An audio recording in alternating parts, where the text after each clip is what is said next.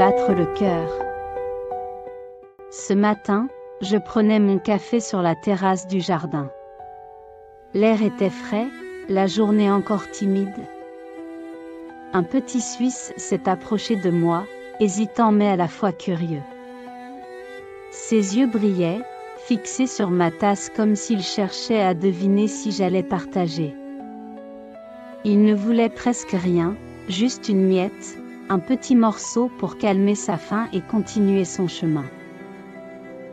Alors je suis rentrée lui chercher quelques cacahuètes et quand je suis revenue il m'attendait encore.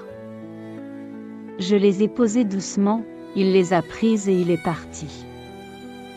Cependant, mon geste m'a rendue heureuse, très heureuse même.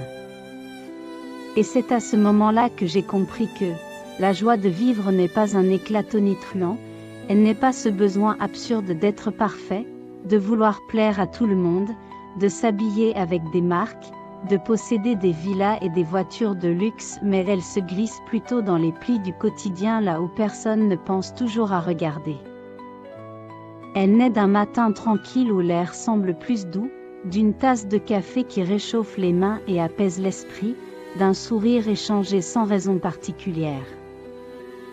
Elle se cache dans le regard d'un enfant qui découvre le monde, dans le parfum du pain qui sort du four, dans le silence partagé avec quelqu'un qu'on aime.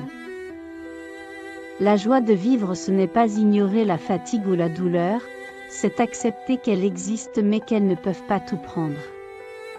C'est choisir malgré les ombres de tendre la main à ce qui brille encore. Elle ressemble à une étincelle qui refuse de s'éteindre même quand le vent souffle trop fort et peut-être que c'est ça sa magie. Elle n'a pas besoin d'être grandiose pour être vraie, il suffit d'un détail pour que le cœur se souvienne qu'il est vivant, qu'il bat encore pour quelque chose qui le rend heureux. Nadia B.